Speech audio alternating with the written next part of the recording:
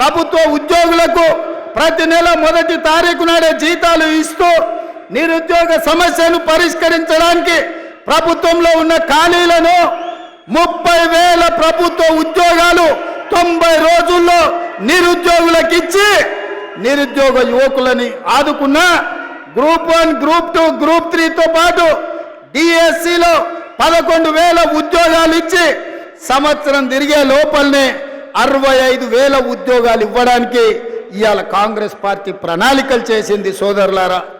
ఇవన్నీ మా గొప్పతనం కాదు, ఈ గొప్పతనం మీది. ఈ ఖమ్మం జిల్లా 2014లో టిఆర్ఎస్కి ఒకటే సీట్ ఇచ్చింది, 2018లో ఒకటే సీట్ ఇచ్చింది, 2023లో ఒకటే సీట్ ఇచ్చినా ఆ మిత్రుడు కూడా ఇందిరమ్మ రాజ్యంలో ఉండాలి, ఖమ్మంను అభివృద్ధి చెయ్యాలి అని ఇవాళ మనకే మద్దతు ఇచ్చాడు. ఇవాళ ఖమ్మం జిల్లాలో బీఆర్ఎస్ ఓన్కి ఏమున్నదా అంటే గాడిద గుడ్డు ఉన్నది ఇవాళ ఈ ఖమ్మం జిల్లాలో. అయినా సిగ్గు తప్పిన వాళ్ళు మారలేదు, వాళ్ళ మాటలలో మార్పు లేదు.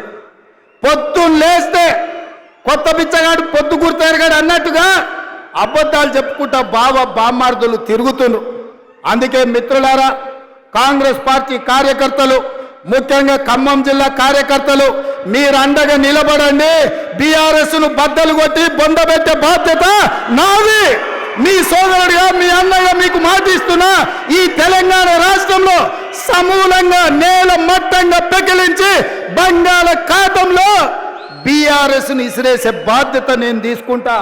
పక్కన మా తుమ్మలన్న చెప్తున్నా, ఆయన వ్యవసాయ శాఖ కదా, మనం పంటల బీమా చేస్తున్నాము, రైతు బీమా అమలు చేస్తున్నాము, ఎరువులను ఇప్పటికే రైతులకు అందుబాటులో పెట్టినాము, ఆ విషయాలు కూడా చెప్పమని చెప్పి తుమ్మలన్న గారు చెప్తున్నారు. మిత్రులారా, నేను ఒక్కటే మాట చెప్పదలుచుకున్నా, మీరు అండగా నిలబడితే బీఆర్ఎస్ను బద్దలు కొట్టేది కానీ బీజేపీని బొంద పెట్టేది కానీ పెద్ద సమస్య కాదు.